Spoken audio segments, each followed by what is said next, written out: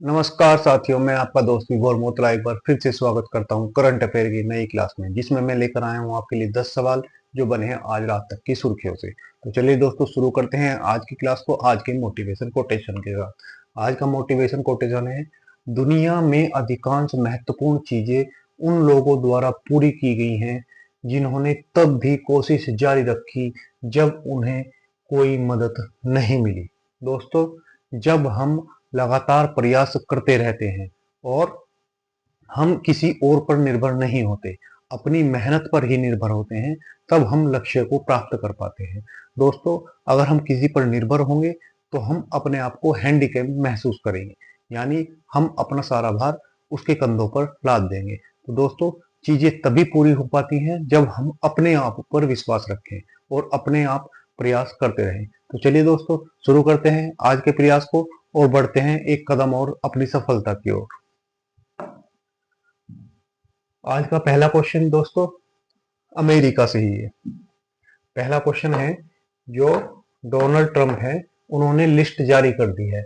हाल ही में संयुक्त राज्य अमेरिका द्वारा घोषित टैरिफों से लगभग कितने देश प्रभावित हुए हैं ईयू सदस्य देशों को मिलाकर? दोस्तों, अभी जो यूएसए है उसने अपने टैरिफ की लिस्ट जारी कर दी है, टैरिफ की लिस्ट जारी की है और इस लिस्ट में उन्होंने 95 देशों को रखा है। कितने देशों को? तो 95 देशों को इसमें शामिल किया है। इस 95 देशों में 68 देश प्लस 27 ईयू बोले तो यूरोपियन यूनियन के देश शामिल है, जिन पर उसने टैरिफ की घोषणा की है। ये टैरिफ जो जिनकी सीमा 10 से कितनी होगी? तो 10% से 40% के बीच ये टैरिफ लगाए जाएंगे। यानी ये सीमा उसने डोनाल्ड ट्रंप ने तय की है कि जो अमेरिका को सामान भेजते हैं, अमेरिका में उनके सामान बेचने के लिए उनको 10 से 40% के बीच में अमेरिका की सरकार को टैक्स देना होगा। ठीक है, और इसमें 27 देश कौन से शामिल है? तो 27 देश यूरोपियन यूनियन के शामिल है। यूरोपियन यूनियन के 27 देश शामिल है। यूरोपियन यूनियन जिसकी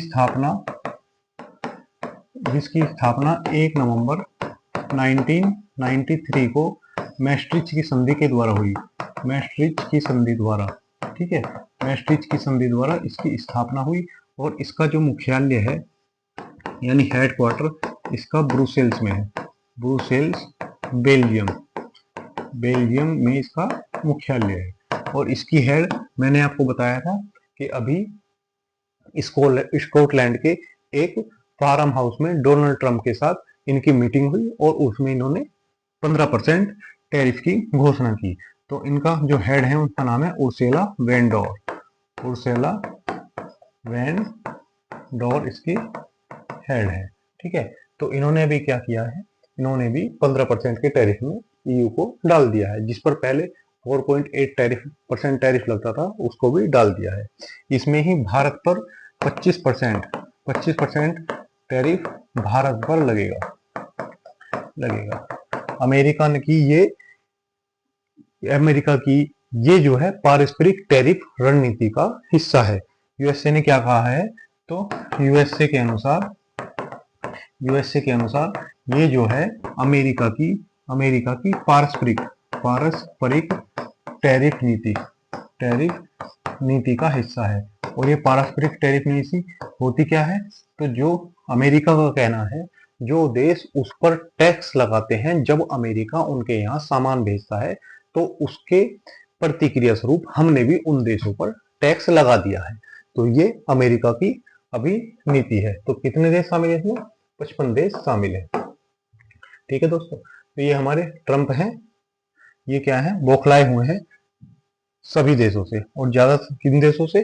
ज्यादातर ये उन देशों से बौखलाए हुए हैं जो अर्थव्यवस्था को बढ़ा रहे हैं और जिनका संबंध रूस से है, जो रूस से अपने व्यापारिक संबंध साधे हुए हैं।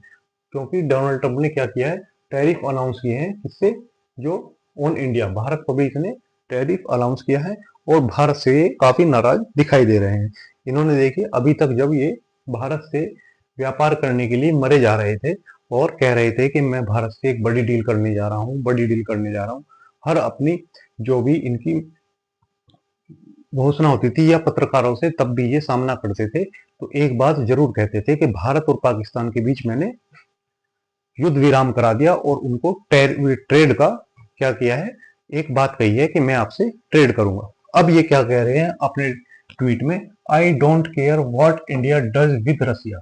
अभी अपने मैंने कल आपको बताया था कि ये क्या कह रहे थे कि भारत पर टैरिफ इसलिए लगाया जा रहा है क्योंकि भारत रूस से व्यापार करता है। अब ये कह रहे हैं कि मुझे फर्क नहीं पड़ता कि रसिया के साथ भारत क्या कर रहा है, they can take their dead economy down together. वो अपनी अर्थव्यवस्था जो मरी हुई है, तो भारत की अर्थव्यवस्था को इन्होंने डेड इकोनॉमी कहा है, यानी मरी हुई अर्थव्यवस्था कहा है।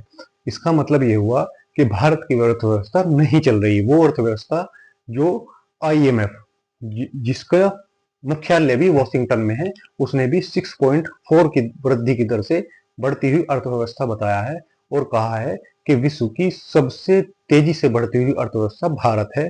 साथ ही दुनिया की चौथी सबसे बड़ी अर्थव्यवस्था भारत को इन्होंने डेड इकोनॉमी कहा है। तो ये इनकी झल्लाहट है, जब ये कुछ नहीं कर पा रहे तो ऐसे ट्वीट डालकर भारत को डराना चाहते हैं। For all care we done very little business to India. अब ये कह रहे हैं, कल के ट्वीट में बोल रहे थे कि भारत हमसे इतना व्यापार करता है और हम पर बहुत अधिक टैरिफ लगाता है। अब कह रहे हैं कि हम तो बहुत कम व्यापार करते हैं, किससे, भारत से।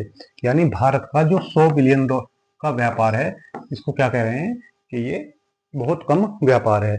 There tariff are too high, और उनके जो टैरिफ हैं वो या टैक्स लगाते हैं वो बहुत ऊंचे हैं। Among the their high in world, मतलब विश्व में सबसे ऊंचे हैं।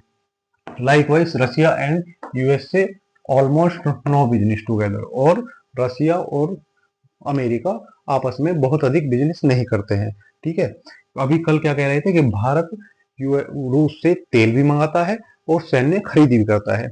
ये अमेरिका का दोमुहापन देखिए। पिछले साल अमेरिका ने रूस से जो तेल खरीदा है किसी तीसरे देश के थ्रू, वो बहुत अधिक है। यानी अपने आप तो रूस से तेल खरीदेगा लेकिन कोई और ना खरीद ले।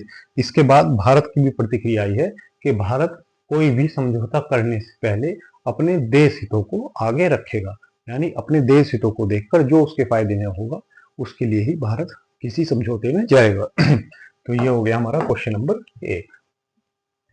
तो ये यूएसए। अब देखते हैं क्वेश्चन नंबर 2 क्या है आज का। आज का क्वेश्चन नंबर 2 है, वर्ल्ड वाइड वेब डे हर साल किस तिथि को मनाया जाता है। दोस्तों, जब हम कहीं भी इंटरनेट चलाते हैं तो हम www. ये 3 अक्षर जरूर लिखते हैं, तो इसको बोलते हैं वर्ल्ड वाइड वेब। तो इसके लिए एक दिवस मनाया जाता है, और ये दिवस कब मनाया जाता है, तो 1 अगस्त को ये दिवस मनाया जाता है। 1 अगस्त को ये दिवस मनाया जाता है। तो 1 अगस्त को अभी वर्ल्ड वाइड वेब डे मनाया गया। ठीक है, और इस किस लिए मनाया जाता है, क्योंकि 1989 में सर टिम बर्नर्स ली 1989 में सर टिम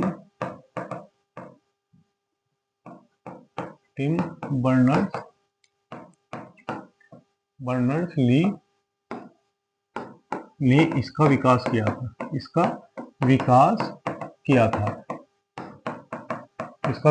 था, तो इसलिए ये मनाया जाता है। और 1991 से ये क्या हुआ था, सार्वजनिक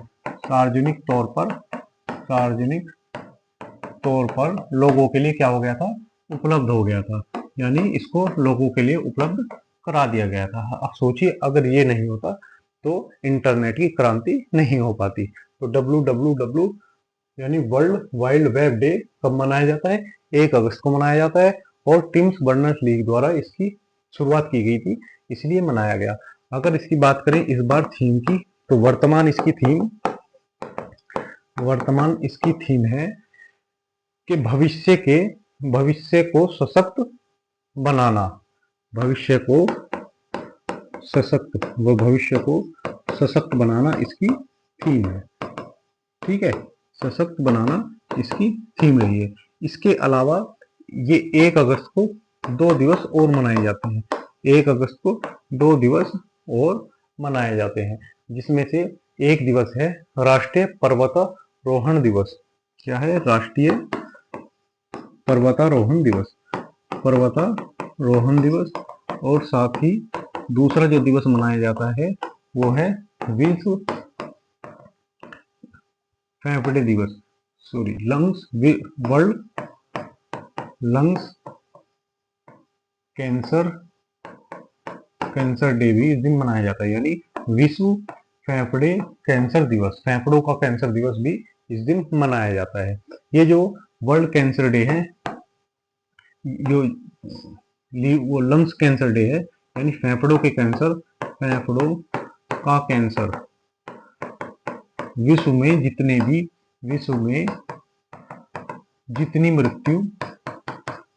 मृत्यु कैंसर से होती है, मृत्यु कैंसर से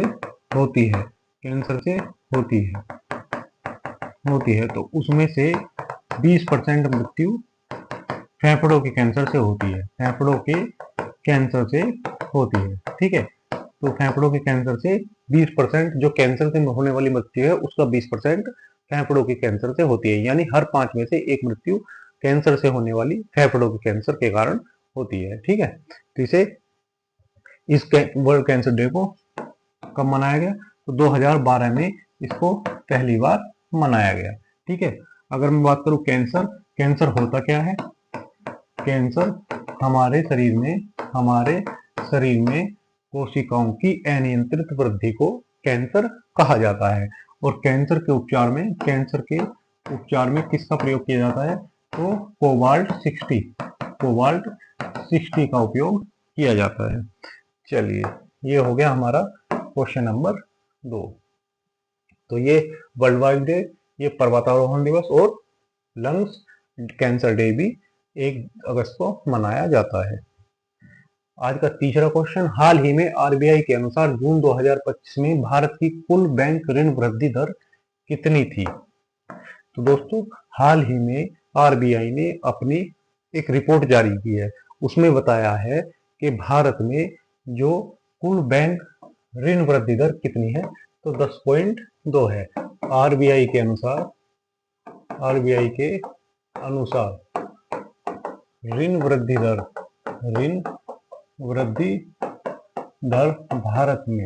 भारत में कितनी दर्ज की गई है? तो ये 10.2% दर्ज की गई है। इसका मतलब है कि भारत में कितना ऋण लोग ले रहे हैं, इसमें कितनी वृद्धि हुई है, ये दर्शाता है कि 10.2% ये वृद्धि दर रही है, जो पिछले साल 2024 यानी 2024 जून की तुलना में कितनी है? जो 13.3% थी, यानी इसमें इतने की कमी दर्ज की गई है।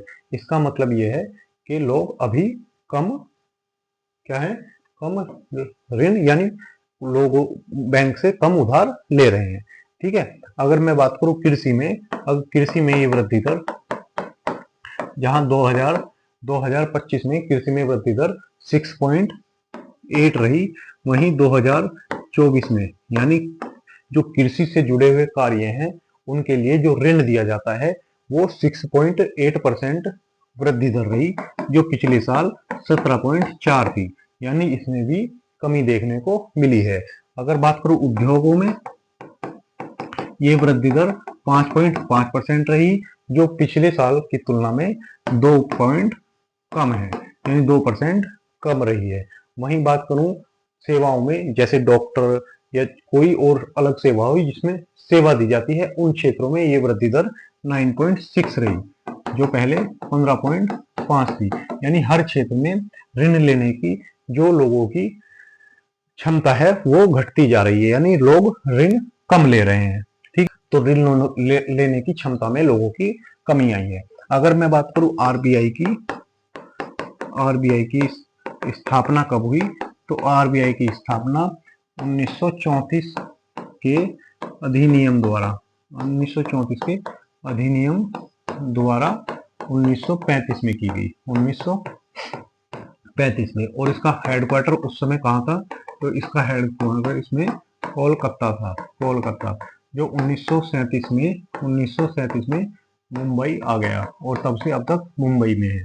ठीक है, इसकी स्थापना हिल्टन यंग आयोग के द्वारा की गई। हिल्टन यंग आयोग की सिफारिश पर इसकी स्थापना की गई। ठीक है, तो इसकी सिफारिश पर इसकी स्थापना की गई और इसके जो पहले हेड थे इसके ऑसबॉर्न स्मिथ इसके पहले हेड थे। अगर बात करूं पहले भारतीय अध्यक्ष इसके कौन रहे, तो इसके अध्यक्ष सी डी देशमुख इसके पहले अध्यक्ष रहे। और इसके वर्तमान अध्यक्ष कौन है, तो वर्तमान इसके अध्यक्ष संजय मल्होत्रा जी हैं। संजय मल्होत्रा इसके क्या है, वर्तमान इसके अध्यक्ष हैं। ठीक है, तो ये हो गया क्वेश्चन हमारा 3। तो कई बार इसके लोगों के बारे में भी पूछ लिया जाता है, तो लोगों को इस पे क्या है, ताड़ का वृक्ष और बंगाल टाइगर छपा हुआ है। चलिए, हाल ही में शुरू की गई सेतु बंधन स्कॉलर स्कीम का मुख्य उद्देश्य क्या है। दोस्तों, अभी हमारी सरकार ने एक स्कीम शुरू की है जिसका नाम है सेतु बंध स्कॉलर स्कीम। ये स्कीम किसके लिए है, तो ये स्कीम है गुरुकुल में पढ़ने वाले छात्रों के लिए। तो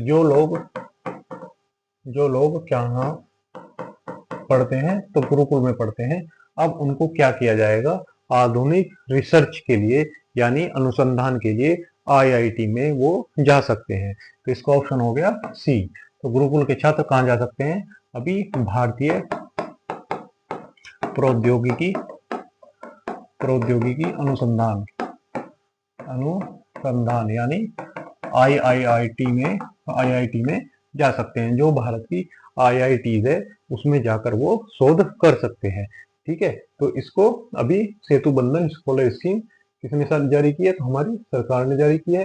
तो इसमें क्या होगा, जो भारत के गुरुकुल में पढ़ने वाले छात्र हैं वो आईआईटीज में जाकर अपना शोध कर सकते हैं। इसकी अनुमति अभी उनको मिलेगी।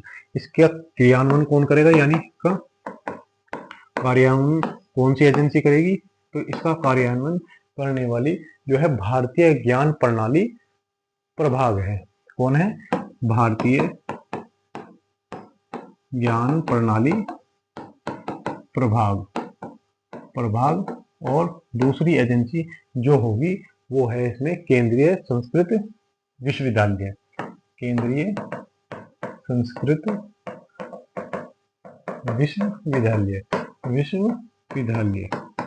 ठीक है, तो ये क्या होंगी, ये दोनों एजेंसी होंगी जो कार्यान्वयन इसका करेंगी। ठीक है, यानी इसके करने की जिम्मेदारी इन दोनों पर होगी। इसका उद्देश्य क्या है, इसका उद्देश्य है भारत में जो गुरुकुल परंपरा है उसको आधुनिक वैज्ञानिक और जो अकादमिक अनुसंधान से जोड़ना है। तो जो हमारा गुरुकुल रहा है पुराने समय से, जो हमारी शिक्षा के केंद्र रहे हैं, उनको आधुनिक वैज्ञानिक और अकादमिक अनुसंधान से जोड़ना, ये इसका उद्देश्य है। चलिए, ये था हमारा क्वेश्चन नंबर 4। तो ये हमारे अभी गुरुकुल के लोग भी आईआईटी में जाएंगे और अनुसंधान करेंगे। ये भारतीय संस्कृति परंपरा को आगे बढ़ाने का सरकार का एक कदम है। हाल ही में भारत के नए उप सेना प्रमुख के रूप में किसे नियुक्त किया गया है, तो हमारे जो उप सेना प्रमुख हैं वो कौन बने हैं, तो वो हैं लेफ्टिनेंट जनरल पुष्पेंद्र सिंह को अभी क्या बनाया गया है, इनको हमारा उप सेना प्रमुख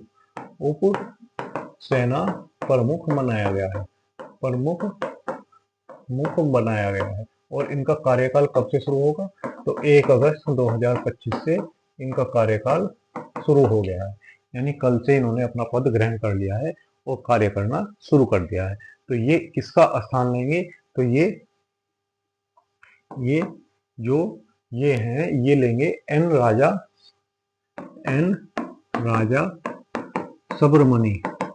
सबरमणि के स्थान ये लेंगे। ठीक है, स्थान पर इनकी नियुक्ति की गई है। यानी तो एस एन राजा सुब्रमण्य के स्थान पर हमारे जो लेफ्टिनेंट जनरल पुष्पेंद्र सिंह है वो अब कार्य करेंगे। इनका कार्यकाल कब से है? तो 1 अगस्त से इनका कार्यकाल शुरू हो गया है। ठीक है, अगर मैं इनके बारे में आपको कुछ बताऊं तो 1980 में होने वाले ऑपरेशन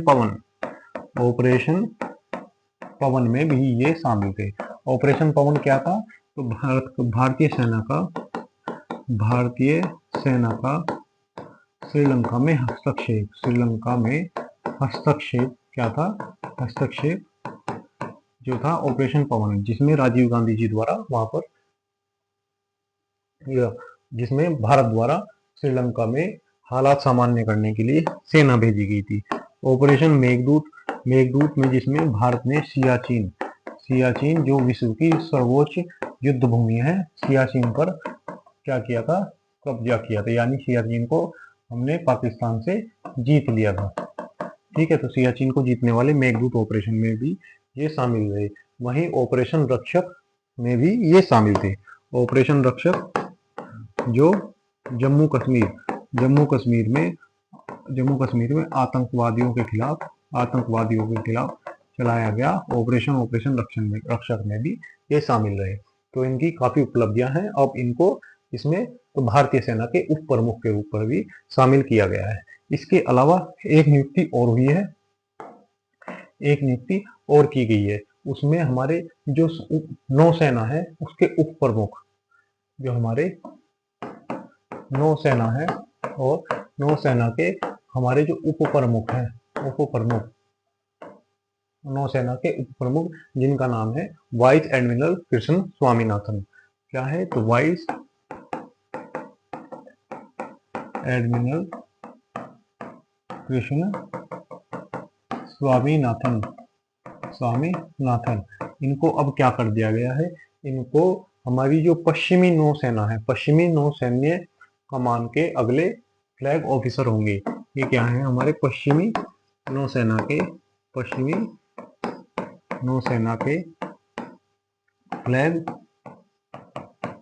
फ्लैग जो हमारे नौसेना के फ्लैग ऑफिसर होंगे, अगले फ्लैग ऑफिसर इन्हें नियुक्त किया गया है। तो अभी भारतीय सेना से दो जुड़ी क्या है? ये नियुक्तियां हैं। अगर मैं बात करूं आपकी थल सेना की, तो थल सेना दिवस,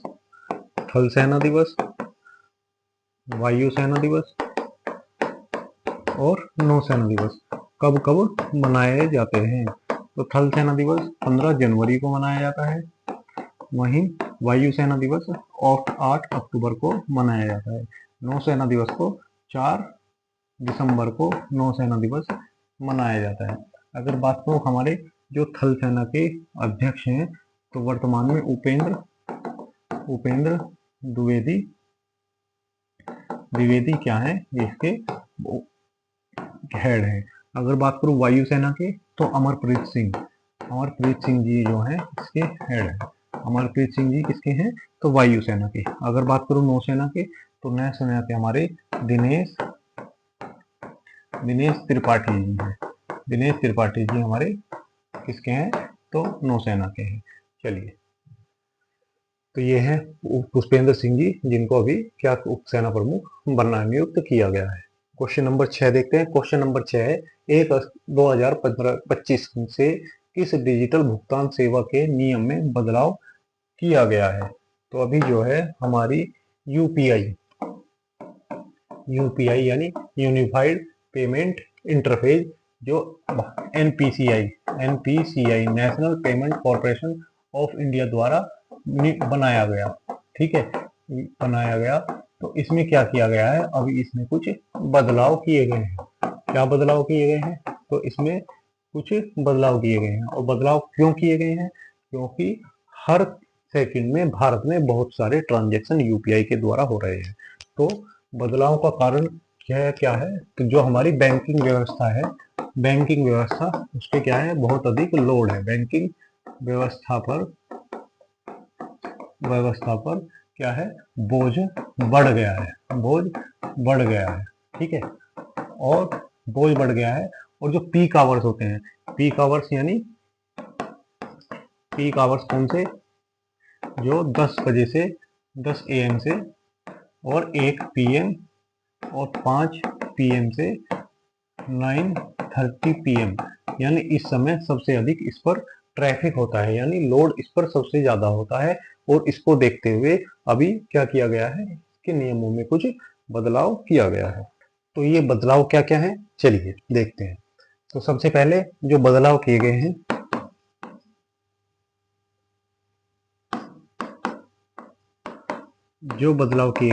वो क्या क्या है।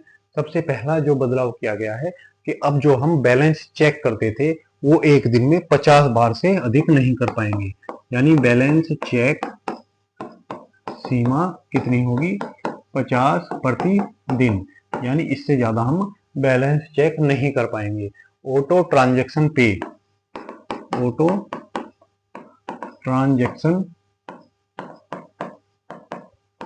ऑटो ट्रांजैक्शन पीक आवर में नहीं होगा। पीक यानी पीक आवर्स में नहीं होगा। ऑटो ट्रांजैक्शन कौन कौन से होते हैं, यानी हमें कोई सब्सक्रिप्शन लेना है या कोई बिल भुगतान करना है, जो ऑटो पे ट्रांजैक्शन है वो इसमें बीच में बंद कर दिए गए हैं, जिससे बैंकिंग व्यवस्था पर लोड कम किया जा सके। यूपीआई स्थिति जांच, यूपीआई स्थिति जांच। अब जैसे हम कोई ट्रांजैक्शन कर रहे हैं, वो ट्रांजैक्शन गड़बड़ हो जाता है, तो आप 3 अटेम्प्ट तक ही ये ट्रांजैक्शन कर पाएंगे, यानी 3 अटेम्प्ट से आगे आपका ट्रांजैक्शन नहीं होगा। तो 3 कोशिश की जा सकती है, ठीक है। और जो चौथा बदलाव इसमें किया गया है, बैंक खाते का विवरण, बैंक खाता यानी बैंक खाते का विवरण, जो बैंक खाते का विवरण है उसमें देखने की सीमा को 25 प्रतिदिन कर दिया गया है। कितना, 25 बार प्रतिदिन, यानी एक दिन में आप 25 बार ही बैंक के खाते को देख। अगर और क्या बदलाव हुए हैं, तो बेहतर सुरक्षा के लिए एक नया फीचर इसमें ऐड किया गया है। वो नया फीचर क्या है, तो अगर आप किसी को पैसे क्या कर रहे हैं, पैसा ट्रांसफर कर रहे हैं, तो पहले हमें कोई नाम नहीं दिखाता था और नाम अपनी तरफ से हम उसमें ऐड करते थे। यानी हम एक्स व्यक्ति को अगर कोई पैसा ट्रांसफर कर रहे हैं तो हम उसमें वाई भी लिख सकते थे। लेकिन अब क्या होगा, जो रिसीवर है यानी जो पैसे प्राप्त कर रहा है, उसका नाम जो कहां पर है, जो उसके बैंक खाते में दर्ज है, वो क्या होगा, वो स्क्रीन पर आ जाएगा। स्क्रीन पर दर्ज होगा। यानी अब आपको नाम डालने की जरूरत नहीं है, जिसको पैसा ट्रांसफर कर रहे हैं वो पैसा नाम उसके ऊपर अपने आप आ जाएगा। तो ये कुछ बदलाव यूपीआई द्वारा हाल ही में किए गए हैं, जो 1 अगस्त से लागू हो जाएंगे। ठीक है, तो 1 अगस्त से लागू हो गए हैं 2025 से ये बदलाव। क्वेश्चन नंबर 7, हाल ही में पंजाब सरकार द्वारा प्रतिबंध हटाए गए हेरिटेज खेलों में कौन सा प्रमुख खेल शामिल है। तो अभी क्या हुआ है, पंजाब में जो हमारे हेरिटेज यानी जो वहाँ के हेरिटेज खेल हैं, जिन पर हेरिटेज खेल हैं, उन पर क्या हटा दिया है, प्रतिबंध हटा दिया गया है। प्रतिबंध को हटाया गया है, ठीक है, प्रतिबंध को हटाया गया है, ठीक है। क्योंकि इसमें कुछ समय पहले यानी 1997 के दौरान इसमें पशु क्रूरता को ध्यान में रखते हुए क्या लगा दिया था, प्रतिबंध लगा दिया था। तो 1997 पशु क्रूरता के लिए प्रतिबंध लगा दिया गया था, ठीक है। अब इसको क्या किया है, हटा दिया है, यानी इसको अभी हटा दिया गया है। तो इसमें कौन कौन से खेल शामिल है, तो इसमें जो खेल शामिल है, बैलगाड़ी दौड़। कौन कौन से खेल है, तो खेल कौन कौन से हैं, तो हमारी जो हो गया बैलगाड़ी दौड़ हो गई, कुत्तों की दौड़ हो गई, कौन सी, तो पंजाब में कुत्तों की जो दौड़ होती थी वो भी कुत्तों की दौड़, कबूतरबाजी पर भी प्रतिबंध लगा दिया गया था। उसको भी हटा दिया गया है। ठीक है, कबूतरबाजी हो गई, घुड़दौड़ हो गई, और कबड्डी सर्कल, और दूसरा क्या है, कबड्डी सर्कल स्टाइल, को भी क्या है, इस पर कभी प्रतिबंध हटा दिया गया है। तो इसका ऑप्शन हो गया सी, पंजाब में इन सब खेलों पे से प्रतिबंध हटा दिया गया है। अब देखते हैं अगला question, question number 7। Question number 7 है हमारा, हाल ही में किस डबल ओलंपिक चैंपियंस की पर्वतारोहण दुर्घटना में मृत्यु हो गई है। दोस्तों, अभी एक हमारे पर्वतारोही हैं जिनका नाम था लारा डालमायर। ये कहाँ थे, पाकिस्तान थे, और पाकिस्तान में जो हमारी काराकोरम रेंज है वहां पर ये क्या कर रहे थे, पर्वतारोहण कर रहे थे, यानी पर्वतों पर चढ़ाई कर रहे थे। इसी दौरान इनकी क्या हो गई, मृत्यु हो गई। पाकिस्तान में इनकी मृत्यु हो गई। ये पर्वत रोहन यानी पर्वतों की चढ़ाई कर रहे थे। ये कहाँ के थे, तो ये जर्मनी के मशहूर बायथलॉन,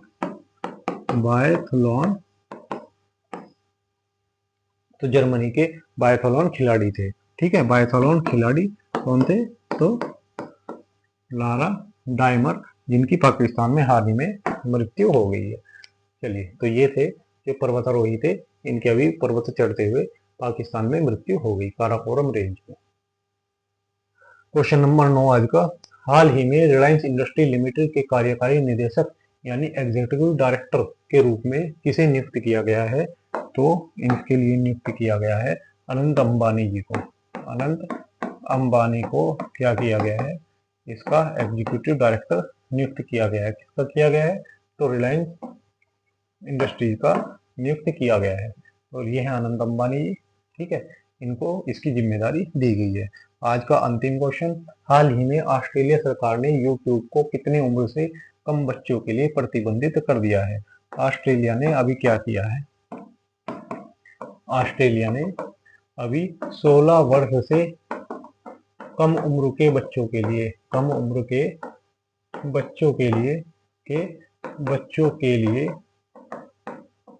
यूट्यूब को प्रतिबंधित कर दिया है। यूट्यूब को प्रतिबंधित कर दिया है। ठीक है, आपत्तिजनक प्रतिबंधित कर दिया है, यानी जो कम उम्र के बच्चे थे वो कुछ आपत्तिजनक वीडियोस वगैरह नहीं देख पाए, इसके लिए ऑस्ट्रेलिया ने ये कदम उठाया है। ठीक है, तो ऑस्ट्रेलिया ने इसको प्रतिबंधित कर दिया है, यूट्यूब को 16 वर्ष से कम बच्चों के लिए। तो दोस्तों, ये थी हमारी आज की क्लास, जिसमें हमने आपको 10 करंट अफेयर के क्वेश्चनों को देखा। दोस्तों, कृपया वीडियो को लाइक करें और चैनल को सब्सक्राइब करें, और ये वीडियो को अपने दोस्तों के साथ शेयर करना ना भूलें। धन्यवाद।